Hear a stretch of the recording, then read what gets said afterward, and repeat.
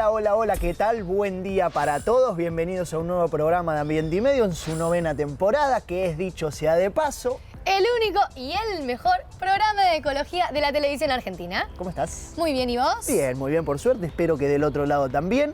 Siempre es un gran día para recordar que por lo menos hasta 2026 somos campeones del mundo, ni más ni menos, pero también que hasta el año que viene, por lo menos, somos el mejor programa cultural educativo de la televisión argentina, Ambiente y Medio, por el Martín Fierro, con lo cual, ese comentario, nada más. Nos quedamos con eso. Contenidos para hoy tenemos muchos. Muchos. A ver, contanos con qué podemos empezar. Bueno, empezamos con una noticia no tan agradable, que es que la ONU emitió una alerta SOS mundial por primera vez acerca del aumento del nivel del mar.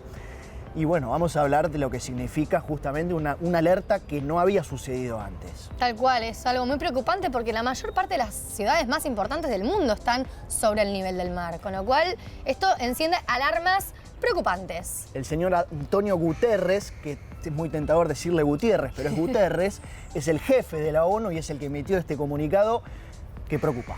Exactamente. Y vamos a andar un poquito más tarde. Bien. Bueno, yo voy a seguir también con temas coyunturales, temas que nos importan hoy mucho en día. Y vamos a hablar un poco del litio. Bien, perfecto. Porque es un mineral que cada vez empieza a ser cada vez más importante en todo lo que tiene que ver con la transición ecológica, la transición energética particularmente. Y siendo a la Argentina una de las principales reservas de este mineral, pasa a ser un tema que nos empieza a interesar un montón. Así que nos vamos para la ciudad de La Plata a hablar con el señor Litio, Guillermo Garaventa, especialista en este tema, para que nos empiece a introducir, porque de esto vamos a seguir hablando cada vez más, porque tiene un montón de aristas para tratar y este va a ser solamente el comienzo. El señor Litio me encantó. Me encantó a mí también. Desde el Ecoparque de la ciudad de Buenos Aires, donde nos encontramos, también tenemos un exposible interesante que reflota de alguna manera una conversación que ha existido en las familias, por ejemplo, acerca de si las antenas de celulares son insalubres o provocan algún daño en la salud, los teléfonos celulares, la señal 5G, 4G, 7G o lo que fuera. De hecho, hay muchas teorías conspirativas alrededor de todo este tema. Conspiranoicas. Sí, exactamente, mejor usado ese término. Bueno, hoy nos preguntamos si el electrosmog puede afectar nuestra salud.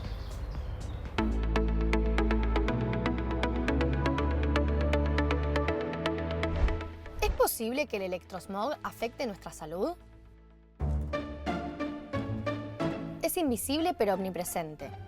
Cada vez que encendés la tele, te conectás a internet o hablas por celular, las ondas de esos aparatos generan una niebla electromagnética que no ves ni olés, pero que te rodea. Es el electrosmog. Los científicos llevan años debatiendo cuán peligrosos son realmente los efectos de esas ondas. Se le atribuyen síntomas leves como dolores de cabeza y trastornos del sueño, hasta preocupaciones más graves como el riesgo de cáncer y alteraciones neurológicas. A pesar de que la evidencia científica es aún objeto de debate y estudio continuo, organismos de salud pública y agencias reguladoras recomiendan precaución y control en la exposición, especialmente para niños y mujeres embarazadas. La principal consecuencia de la interacción entre la energía radioeléctrica y el cuerpo es el calentamiento de los tejidos, señala la Organización Mundial de la Salud. Se estima que la contaminación electromagnética podría agravarse en los próximos años debido al continuo avance y adopción de nuevas tecnologías. La eventual introducción del 6G, junto al crecimiento de los dispositivos inteligentes, encienden alertas. Tecnologías como los vehículos autónomos, la inteligencia artificial en dispositivos de uso diario y la realidad aumentada contribuirán a esta tendencia. Por ello, es crucial que se apliquen regulaciones estrictas, se planifique cuidadosamente la infraestructura y se eduque sobre prácticas seguras. ¿Qué podés hacer? Colocar el celular a una distancia de 30 o 40 centímetros del cuerpo al escribir mensajes de texto o navegar por internet. Evitar en lo posible acercar el aparato a la cabeza, usando audífonos y manos libres. Reducir la cantidad de llamadas y su duración. No dormir con el celular en la habitación. Apagar el Wi-Fi por la noche o poner los dispositivos en modo avión. Desenchufar los aparatos eléctricos y situar los electrodomésticos contra paredes que den al exterior. Protegernos de la contaminación electromagnética es un esfuerzo colectivo. Al aumentar la conciencia y fomentar la investigación responsable, podemos trabajar hacia un futuro en el que la tecnología coexista armoniosamente con la salud humana y ambiental. es posible.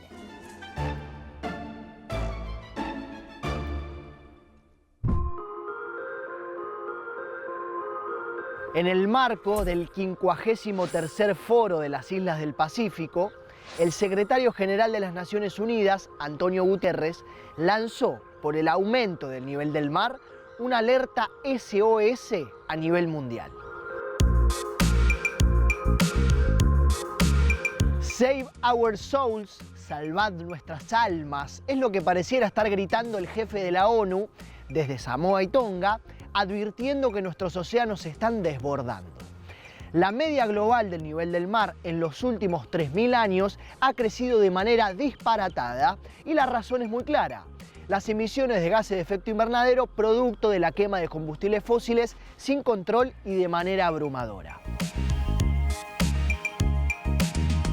Para que el mar aumente su nivel, hacen falta dos fenómenos. El primero, quizás el más conocido, tiene que ver con lo siguiente. Emisiones de gases de efecto invernadero que contribuyen al calentamiento global, que hace que haya más calor.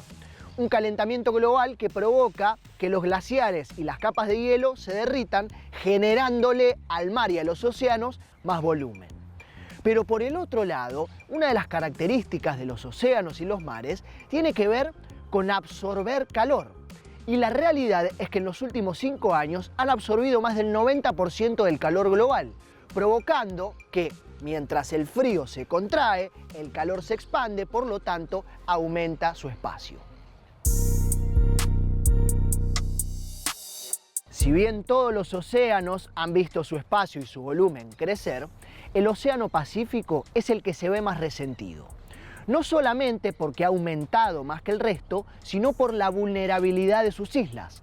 Las famosas islas del Pacífico, paradisíacas, de las cuales no conozco ninguna y probablemente, por lo que indica el señor Guterres, tampoco podré hacerlo en el futuro. En un periodo de 30 años, 1993-2023, el aumento del nivel del mar global en el resto de los océanos fue en promedio de 9,4 centímetros, mientras que en el Pacífico llegó hasta 15.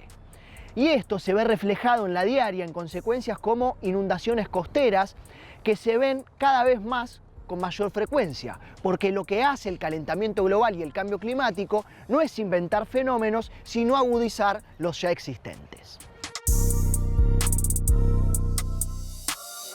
Dice el secretario general de la ONU que las consecuencias y los efectos del aumento del nivel del mar se materializan en cuestiones concretas, como por ejemplo la mencionada recientemente que tiene que ver con las inundaciones costeras, pero también por ejemplo en Samoa, en donde han tenido que reconstruir 3 veces el mismo puente, las 3 veces a una altura cada vez más elevada por el aumento del nivel del mar. Pero esto que parece ocurrir en una lejana y remota isla del Pacífico puede y va a empezar a trasladarse a todas las costas del mundo. Y sin ir más lejos, ciudades como Buenos Aires y Río de Janeiro, en comparativa entre 1990 y 2020, han visto que sus aguas han crecido entre 6 y 13 centímetros. Y sin ir más lejos, hacer un poquito de memoria y recordar lo que fue Porto Alegre hace algunos meses. A futuro, en un escenario de calentamiento global de 3 grados centígrados, lo cual es no solamente coherente con las proyecciones políticas actuales, sino también, me atrevería a decir, benévolo, la mayoría de las ciudades del G20, ciudades de México, Italia, Sudáfrica, verán en sus aguas un aumento de hasta 15 centímetros adicional para el año 2050. Uno, de este lado, está en contacto permanente con la temática ambiental y escucha de manera frecuente la palabra del señor Guterres, y la verdad es que nunca me había parecido escucharlo de manera tan catastrofista y alarmista y sostener que estamos ante una crisis de la cual no tenemos dimensión y que probablemente alcance niveles inimaginables. Ojalá que no, pero lo está diciendo el jefe de la ONU.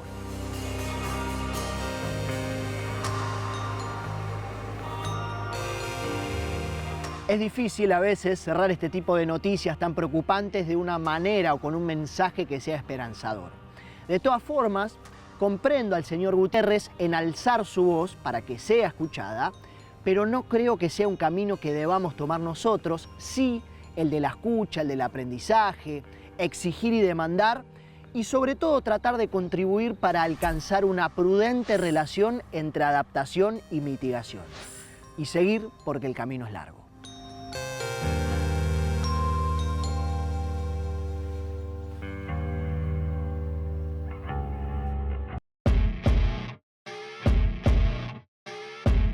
Escuchamos hablar del litio cada vez más seguido. Un mineral al que han llamado oro blanco por su alto valor económico y su creciente demanda. Si bien tiene múltiples usos, en los últimos tiempos ha ganado popularidad por su rol en la fabricación de baterías para vehículos eléctricos y para el almacenamiento de energías renovables, claves para poder encarar la transición energética y la descarbonización. La Argentina se ubica en el tercer lugar en cuanto a las reservas internacionales de litio y junto con Chile y Bolivia forman parte del conocido Triángulo del Litio, en donde se concentra el 46% de las reservas mundiales. Pero para poder aprender más sobre este metal que se presenta como uno de los más codiciados de estas épocas, nos fuimos a La Plata a hablar con una persona que sabe no mucho, muchísimo sobre este tema. De hecho, lo llaman el señor litio. Se trata de Guillermo Garaventa, ingeniero electrónico que se dedica al desarrollo de baterías de litio en nuestro país.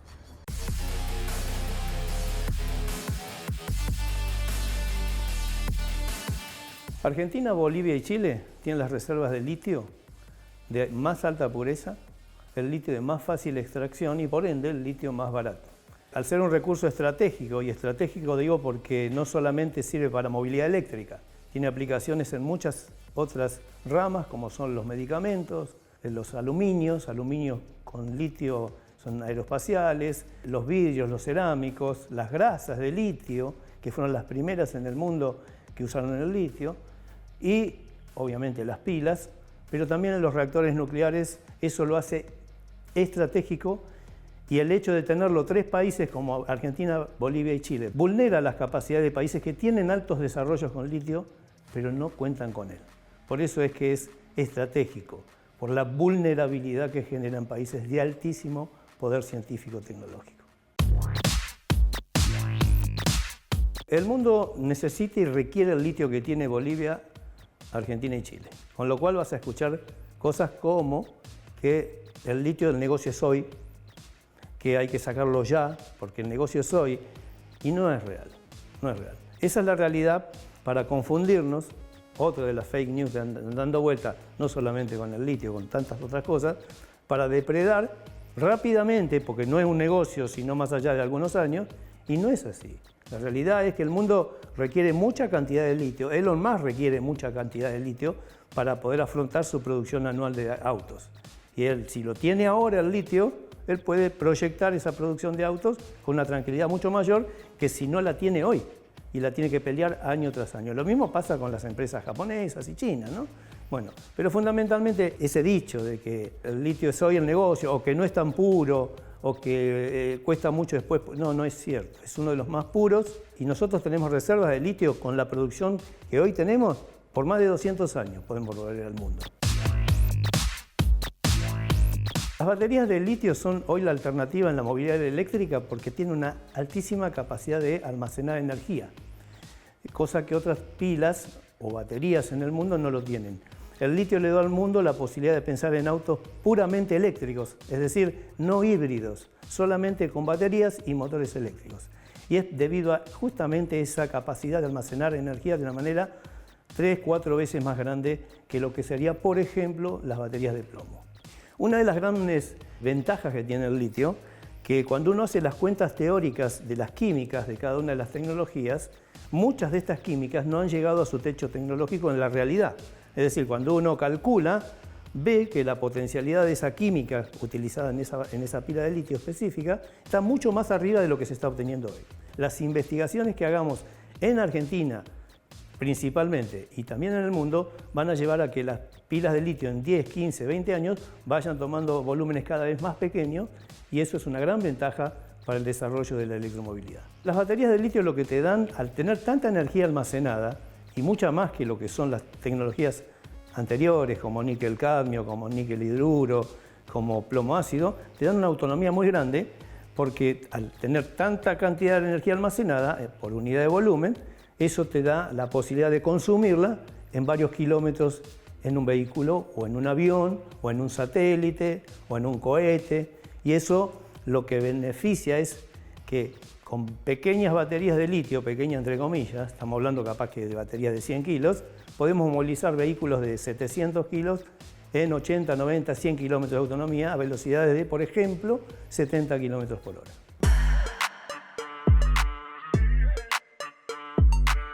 Cuando las baterías de litio llegan a su estado final de uso, hay dos cuestiones que se pueden hacer. Por un lado, el reuso de la batería. Un auto, cuando se le extrae la batería, porque llegó a su ciclo de vida final, no es que se agotó por completo.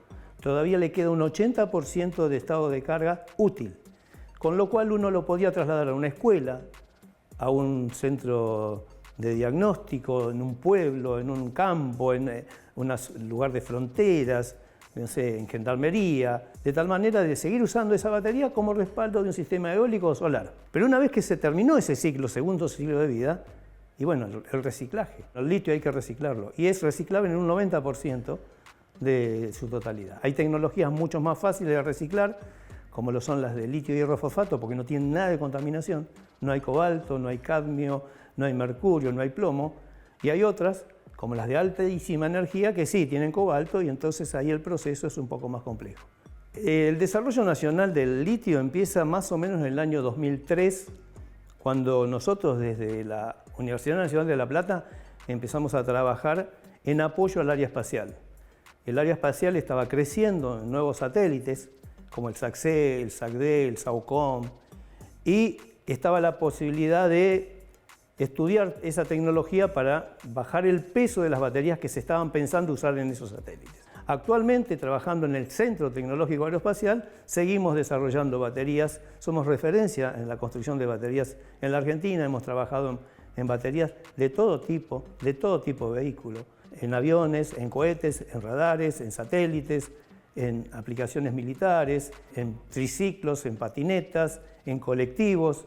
Bueno, siempre haciendo desarrollos desde cero, con algunas cosas desarrolladas nuevas aquí, de electrónica, de control, por ejemplo, y algunas otras, obviamente, adquiridas para poder llegar al objetivo rápidamente, ¿no? Y gracias a que siempre el Estado financió este tipo de desarrollos, pudimos llegar a donde hoy somos. Es una realidad. La evolución del conocimiento tiene que ver con una inversión agresiva, continua, permanente e ininterrumpida, independientemente de los gobiernos que transiten. Si no, no llegamos a nada. Los ojos del mundo están puestos sobre nuestras reservas. Es por ello que debemos encontrar la manera de que la extracción de este metal no termine generando un mayor impacto ambiental y social del que pretende remediar, y que su producción nacional permita el desarrollo de la ciencia y tecnología argentinas.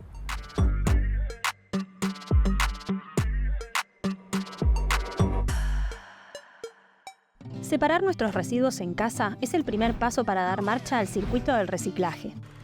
¿Pero cómo se lleva a cabo el proceso de reciclaje? Bienvenidos a la industria del reciclado.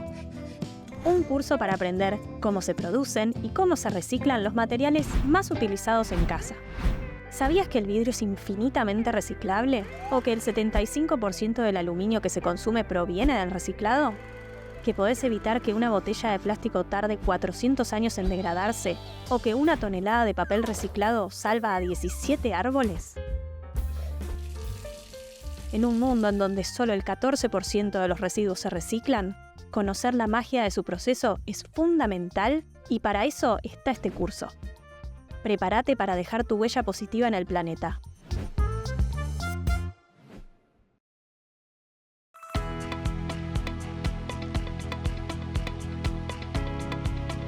Seguimos en el Ecoparque de la Ciudad de Buenos Aires y recordamos que tenemos un QR.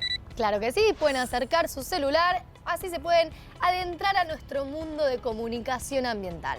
Tengo una noticia espectacular. A ver, contanos. Volvió, o vuelve, mejor dicho, el consultorio de dudas existenciales. Felices. Y hoy vamos a hablar de un insecto que emite luz. La luciérnaga. Bueno, nos preguntamos por qué. El bichito de luz. El bichito de luz. Nos vamos a preguntar por qué las luciérnagas emiten luz, y es todo lo que voy a decir.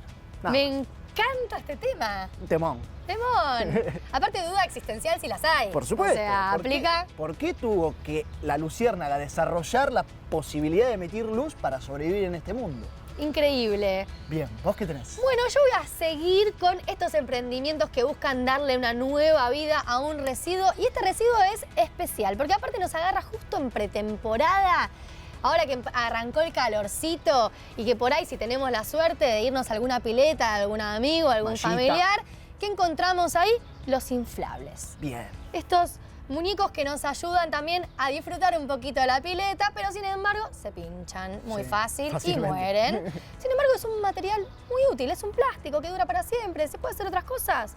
Funhouse nos cuenta que sí. Bien, porque aparte se pueden parchar, pero eso no queda del todo bien, se pierde el airecito. y Está no- bueno entender, como siempre decimos, que los residuos son recursos y que por ahí cumplieron su primera función, pero por ahí le podemos encontrar una segunda. Muy bien. Tenemos una entrevista también con Consuelo Bilbao, del Círculo de Políticas Ambientales. Muy interesante todo lo que dice, habla con mucha profesionalidad, así que los invitamos atentamente a escucharla.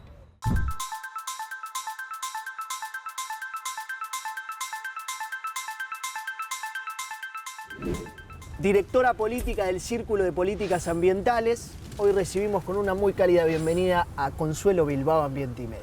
¿Qué tal? Muchas gracias, Mauricio, por la invitación. Un gusto estar acá en este lugar tan lindo. Es lindo el lugar. Es muy lindo. ¿Te parece que arranquemos ahondando un poco en lo que hace el Círculo, qué tareas tiene, con qué idea nació? Dale, dale.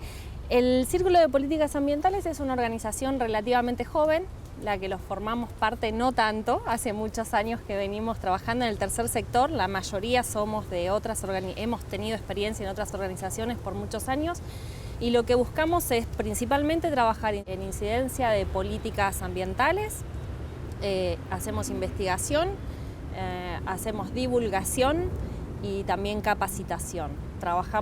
Tenemos 3 grandes programas o áreas de trabajo que son energía y cambio climático, que actualmente estamos trabajando en las provincias patagónicas, impulsando el hidrógeno verde. Trabajamos también en biodiversidad, nos dedicamos particularmente o principalmente a trabajar en campañas vinculadas con la pesca, con pesca sostenible y con la protección de océanos. El tema de la milla 201, de la pesca ilegal, no declarada y no reglamentada. Y trabajamos, que es uno de mis temas, el de economía circular, vinculado a todo lo que tiene que ver con residuos, envases, residuos electrónicos, residuos en general y un poco tratar de transicionar hacia la economía circular. Desde el Círculo de Políticas Ambientales presentaron en el Senado las prioridades en la agenda ambiental legislativa. Consultarte de qué se trata esa agenda y si fueran muchos los temas, tratar los más importantes. Sí, nosotros todos los años hacemos la agenda ambiental legislativa. Este año 2024 hicimos una edición especial sobre los 30 años de la reforma constitucional, que obviamente cambió el derecho jurídico ambiental a partir de la reforma del artículo 41. Y lo que hicimos en este informe en particular es hacer un poco dónde estamos mirándonos hacia atrás en estos 30 años que ha pasado, y invitamos a distintos especialistas que escriban sobre diferentes temas y tratamos de mirar un poco lo que pasó en estos 30 años sin perder hoy en día dónde estamos, lo que nos falta mejorar, modificar, aquellas leyes que fueron positivas, en qué estado están, y lo que nos falta por sancionar. Escribimos generalmente sobre, obviamente con un recorte editorial, ¿no?, desde nuestro punto de vista, sobre normas que son fundamentales vinculadas con energía, por ejemplo, eficiencia energética, que estamos muy atrasados, necesitamos un marco regulatorio para dar impulso a eficiencia energética. El tema de pesca y biodiversidad, trazabilidad de la pesca, es uno de los proyectos que también estamos trabajando y buscando que sean sancionados en el Congreso de la Nación. Los temas de envases, de residuos, que hace años que los venimos discutiendo, como humedales. Esos son algunas de las grandes líneas que venimos trabajando o que tratamos de impulsar o promover en el marco del Congreso de la Nación, y también la necesidad de modificar algunas normas que hoy tenemos, como por ejemplo la Ley de Cambios Climáticos, que no es tan vieja, pero que es una norma que está muy desarticulada de lo que tiene que ver con el compromiso que adquirió en el país en el Acuerdo de París, y que necesitan ciertas mejoras para poder trabajar en lo que uno se compromete afuera en la política doméstica. Este año fue un año muy particular porque, bueno, sabemos que el tema ambiental ha cambiado de rango, de ministerio a subsecretaría, de subsecretaría casi a dirección, y sabemos que no hay ni presupuesto ni intención de avanzar con muchas políticas, por lo cual ha sido un año particular. Enero empezamos tratando de sacar, de que se eliminara dentro de la ley bases el capítulo ambiental y tratando de que no se modifiquen ni se deroguen algunas normas ambientales como pueden ser ley de bosques o ley de glaciares, que son leyes emblema, acompañadas y han sido logradas por la ciudadanía, por la movilización social de la ciudadanía, de las organizaciones ambientales, y que vemos que hoy, o por falta de presupuesto o por distintos intentos de modificación, están en riesgo. Retomo dos cosas que dijiste. Una tiene que ver con la regresión ambiental en casi todos los aspectos de la vida ambiental, y la otra tiene que ver con el marco regulatorio. Consultarte frente a esta regresión si nuestro marco regulatorio ambiental es robusto, es importante, es endeble, qué necesita. El marco nuestro ambiental, como está pensado estratégicamente y como ha sido diseñado a partir del artículo 41 y de la Ley General del Ambiente, es un marco robusto. Pero obviamente la Ley General del Ambiente establece una serie de instrumentos de política ambiental, de las cuales algunas se avanzó y otras no. Por ejemplo, hoy, para avanzar en lo que tanto se escucha dentro de la política económica o de los regímenes de promoción de grandes inversiones, como puede ser el RIGI o RIGI, por ejemplo, nosotros necesitaríamos ese régimen no tiene absolutamente ningún articulado de desempeño ambiental, y hay una debilidad dentro del marco jurídico nuestro, por ejemplo, que tiene que ver con la evaluación de impacto ambiental. No tenemos ninguna ley de presupuestos mínimos que haga uniforme a todas las provincias, a todo el país, sobre cómo deben hacerse las evaluaciones en el territorio para empezar proyectos. Lo que genera esto es que por ahí algunos proyectos, por ejemplo, en zonas limítrofes, en zonas de minería, pueden estar en condiciones de desigualdad de una provincia a otra. Algunas provincias tienen sus propias normas para regular en ese sentido, pero es necesario tener un presupuesto mínimo que le llamamos nosotros, que es como ese estándar básico que haga uniforme los criterios para que toda la ciudadanía esté en condiciones de igualdad ante los distintos proyectos que vengan a desarrollarse en la Argentina, sea minería, sean proyectos de agronegocio, sea proyectos de químicas, de lo que sea. Eso es, por ejemplo, un punto débil. Y después tenemos, obviamente, leyes como ley de bosques o ley de glaciares, las cuales debemos trabajar por mejorar la implementación. Son normas que escritas son muy importantes y que han generado, por ejemplo, la ley de bosques logró desde su sanción reducir de manera significativa la deforestación que se vivía desde la década de los 90 hasta casi 2007-2008, cuando logramos tener esa norma. A partir de ahí sabemos que esa tasa de deforestación baja de manera considerable, pero hoy continúa la deforestación, y lo que es más preocupante, por ejemplo, es que estamos viendo cierta flexibilización en las provincias al haber un retiro de la política nacional, de la autoridad de aplicación nacional que debe velar por el cumplimiento de las normas nacionales, al haber un retiro o un retroceso de la política ambiental por parte de la jurisdicción nacional, por el presidente y por todo lo que está llevando adelante respecto al negacionismo, no solo del cambio climático, sino también negacionismo ambiental. Lo que vemos es cierta flexibilización en algunas provincias. Nos pasa hoy en Chaco, por ejemplo, con el ordenamiento territorial de bosques nativos de Chaco, que lo que hace es no solamente viene a legalizar o a blanquear todo lo que se hizo ilegal, por lo cual ya no es un problema solamente de la nación, de las leyes que no tienen presupuesto, que no logramos avanzar con su implementación, que es uno de los reclamos que veníamos haciendo por Ley de Bosques, sino también que hoy empezamos a ver que la norma tal cual está y que a su vez tenemos tratados internacionales como Escazú, que también son violados a través de lo que viene pasando en las provincias. Por eso estamos en un momento difícil, ¿no? Solamente por lo que pasa en Nación, sino también por la flexibilización de la norma hoy en los territorios. Tenemos que estar bastante atentos con eso. Nos venís hablando del lindo y gran laburo que vienen haciendo, pero también estas dificultades que están encontrando, sobre todo en la actualidad. Te hago la última pregunta, y muchas gracias por haberte acercado. Pedirte una linda foto del trabajo que realizan y cuáles son unas buenas experiencias, unos buenos resultados en base al trabajo que hacen desde el Círculo de Políticas Ambientales. Sí, bueno, entre esas lindas fotos que tenemos, por ejemplo, nosotros trabajamos sobre todo en el ámbito del Congreso de la Nación, tratando de hacer incidencia de políticas. Bueno, hay logros, hay pequeñitos logros, pero por ejemplo logramos tener la primer ley en América Latina de prohibición de microplásticos agregados en los productos.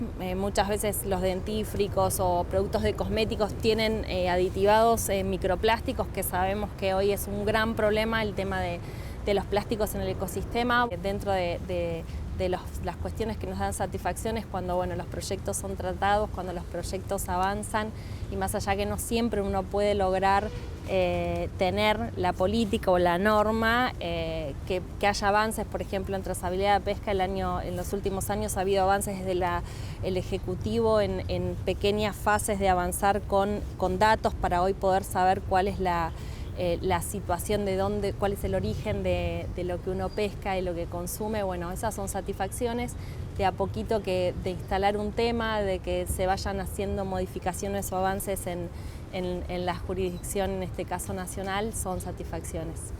Últimamente casi que todas las notas las termino de la misma forma, pero a seguir, porque otra no nos queda. Sí, estamos en un momento difícil, no solamente porque no podemos pensar de avanzar en mejorar las políticas, de que se mejore su implementación, sino que estamos en un proceso de retroceso muy grande. Entonces ahora lo que hay que lograr es que no se avance con las normas que hemos logrado desde la ciudadanía, como Ley de Glaciares, Ley de Bosques y otras.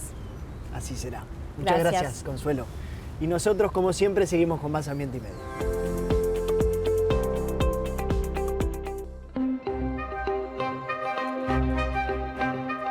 Nos la pasamos conociendo emprendimientos que buscan darle una nueva vida a distintos residuos.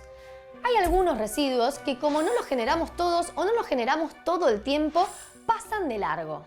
Si yo les digo verano, calor, pero sobre todo piletas, ¿se les ocurre qué producto aparece mucho en este contexto? Los inflables, claro que sí. Los hay en todas las formas y colores, y si tenemos la suerte de poder disfrutar de un día de pileta, seguro haya algún inflable dando vueltas por ahí. Los inflables están hechos de plástico y tienen un pequeño detalle, que un simple pinchazo significa game over. Obvio que siempre vamos a intentar repararlo para poder seguir usándolo, pero a veces un simple agujerito puede terminar por completo la utilidad de ese inflable. ¿Pero esto significa que ya no sirve para nada más? En Ambiente y Medio sabemos la respuesta.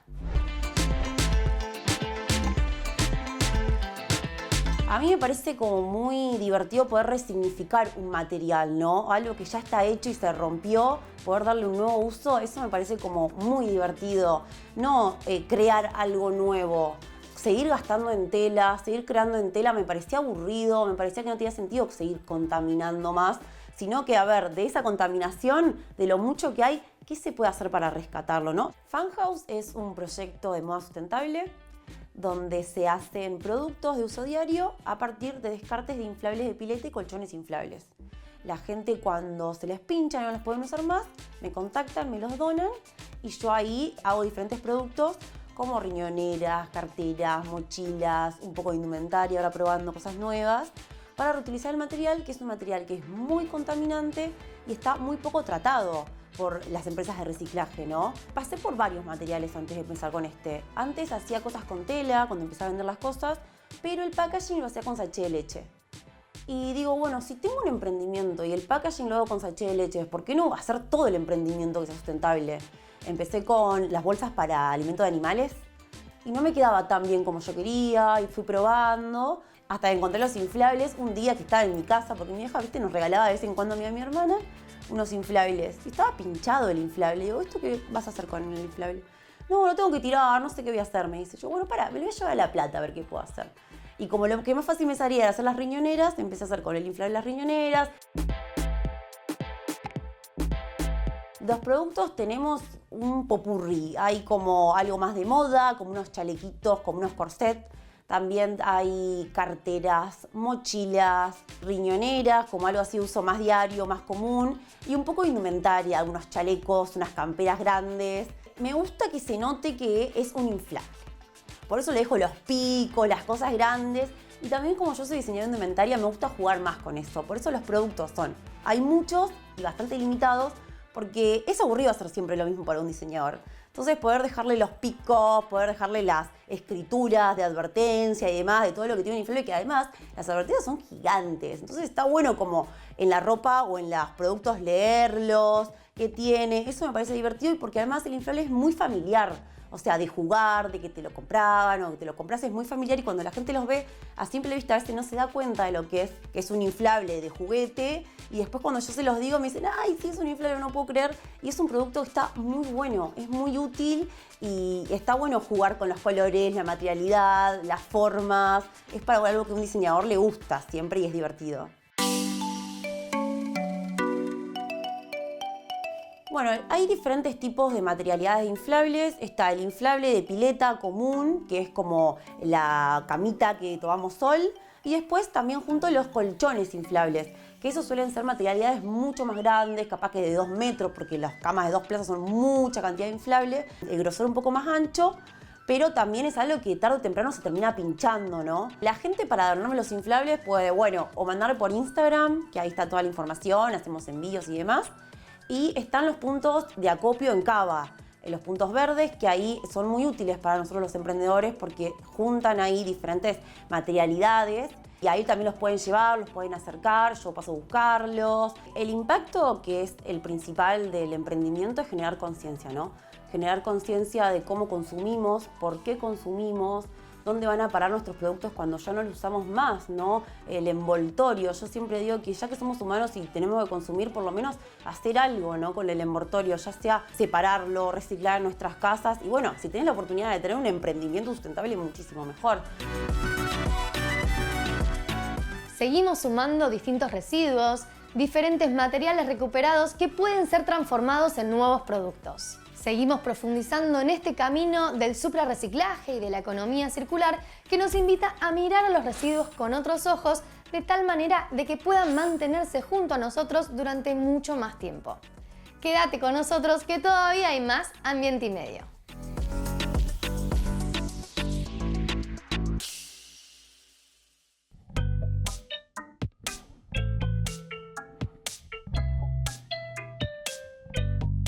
Una vez me pregunté por qué las polillas van hacia la luz si se mueren. Y es que se guían por la luna y frente a tanta distracción lumínica que les ofrecemos los humanos, terminan confundiendo a un foquito de luz con el único satélite natural de la Tierra.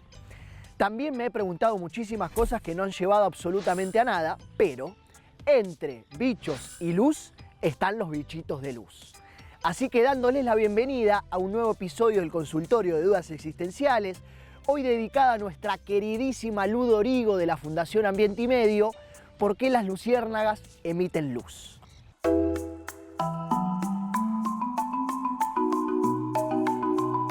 Las luciérnagas son insectos muy conocidos, pero pocos sabíamos hasta ahora que en realidad son escarabajos. La mayoría de las luciérnagas tienen alas, lo que las diferencia de otros insectos luminiscentes de la misma familia, conocidos como gusanos de luz. Por lo que todo lo que hablemos hoy puede ser trasladado a todos los animales luminosos como algas y calamares. Existen unas 2000 especies de luciérnagas en todo el mundo, habitantes de entornos cálidos, templados y húmedos, por lo que es una presencia familiar y habitual en las noches de verano. De hecho, algo que parece obvio, luciérnaga proviene de luz, algo que por lo menos yo, si no me pongo a reparar, ni me doy cuenta. Lo que hablamos hoy, queridos televidentes de Ambiente y Medio, se llama bioluminiscencia. Órganos lumínicos especiales situados bajo el abdomen. Cuando absorben oxígeno, entran en contacto con una sustancia que se llama luciferina, emitiendo luz, y esto es muy interesante, sin apenas generar ningún grado de calor. Esa luz es por lo general intermitente y brilla para cada especie de un modo en específico. Cada forma de brillar es una señal óptica que ayuda a las luciérnagas a encontrar posibles parejas. Es su forma de comunicarse. Algo que todavía no está muy claro para la ciencia es cómo regulan ese proceso de encender y apagar su luz, algo que se cree puede estar relacionado o con el deseo y la atracción o con algo un poco más instintivo. Además de la forma de comunicarse, sirve como mecanismo de defensa, siendo que la mayoría de los animales, salvo por la solar y por las polillas antes mencionadas, en general tienen una relación con la luz un tanto esquiva. Siempre que uno tenga alguna duda sobre algún comportamiento animal, en la comunicación, en encontrar pareja, en cazar o evitar ser cazado, camuflarse y no mucho más, están las respuestas. Igual, si fuera tan simple y sencillo, no habría consultorio de dudas existenciales. Pero, de todas formas, a veces conviene descomplejizarlo un poco y entender que es la forma que las luciérnagas encontraron para subsistir en este mundo. Y para subsistir en este mundo hay que comunicarse, hay que reproducirse, hay que comer y hay que evitar ser comido. Y eso las luciérnagas lo lograron con la bioluminiscencia. La mayor parte de lo biolumínico se encuentra bajo agua, pues oscuridad. Más de 1500 especies de peces y tiburones, es decir, un 76% del total de los animales marinos. Las respuestas o las causas son las mismas: comunicarse, reproducirse, atacar y defenderse. Es conocido y famoso el show que a veces brinda el plancton, tornando las orillas como si fuera un boliche de electrónica, algo que a veces atestiguan los marplatenses. Porque ese es otro dato súper relevante. La bioluminiscencia solo ocurre en aguas saladas y no en aguas dulces por la falta de salinidad. Cierro con esto y que el último apague la luz. Además de la bioluminiscencia, existe la biofluorescencia. Dos cosas distintas. La primera, la bioluminiscencia, se produce con el propio cuerpo del animal, mientras que la segunda, la biofluorescencia, se produce cuando los organismos vivos reciben ondas de luz muy alta, como la luz ultravioleta, y la irradian, palabra clave, en ondas de luz más bajas.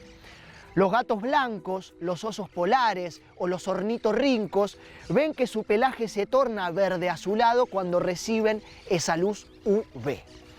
En el aposematismo, es decir, la coloración de advertencia para alejar a posibles depredadores, en el mimetismo y en el camuflaje estarían las respuestas a algo a lo que todavía la ciencia le tiene algunas preguntas, pero que considera interesante descifrar por su potencial aplicación en medicina. Veremos y luego sabremos. Mientras tanto, como le dijo una luciérnaga a su pretendiente, a brillar, mi amor.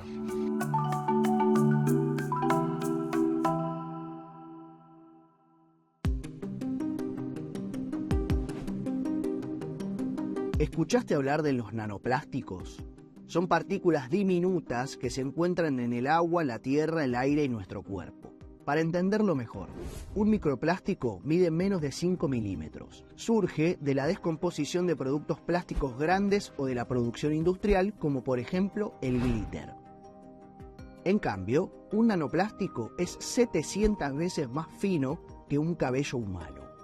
Puede perjudicarnos en contacto con la piel, por la inhalación de aire contaminado y a través del consumo de alimentos o agua embotellada. Numerosos estudios ya mencionan su impacto en el organismo y abren una nueva visión sobre los contaminantes invisibles a los que estamos expuestos. El plástico nunca desaparece, solo se hace más pequeño. Por eso, reciclarlo es fundamental para preservar nuestra salud y la de los ecosistemas.